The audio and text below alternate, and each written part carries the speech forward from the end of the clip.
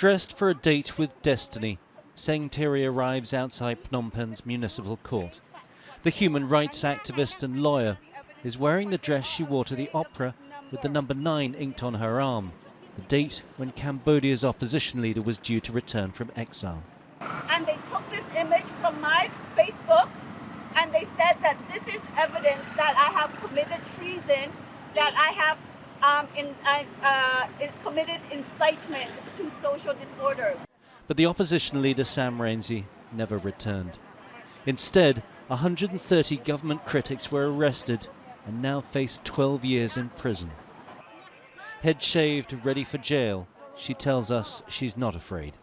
She survived a Khmer Rouge prison camp as a child, and she sees disturbing similarities today. Without exaggeration, Cambodia currently is a prison without walls, the same way that during the Khmer Rouge years, Cambodia was a prison. All of it was a prison without walls. Current Prime Minister Hun Sen served as a commander in the Khmer Rouge military leadership in the 1970s. He'd defected to Vietnam before that country invaded Cambodia in 1979, overthrowing the Khmer Rouge and installing a puppet government that Hun Sen led in 1985. He's been in power ever since, in what many fear is now a one-party state. And it's not just the political opposition who are being shut down. The government's being increasingly strict on workers who are trying to protest their conditions, arresting and closing them down with the security services. The demonstrations have attracted international attention, but United Nations observers are bustled out of the area by the police. Behind the cover of a bus, the protesters are put on board and taken out of the area.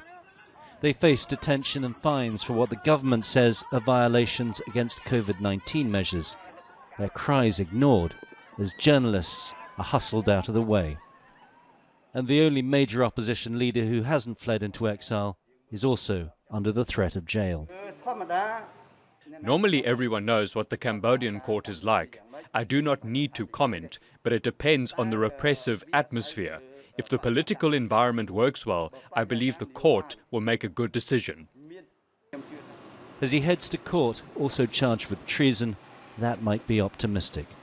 With his party banned, his colleagues exiled, and hundreds of his supporters jailed, defiance looks like a lonely stand.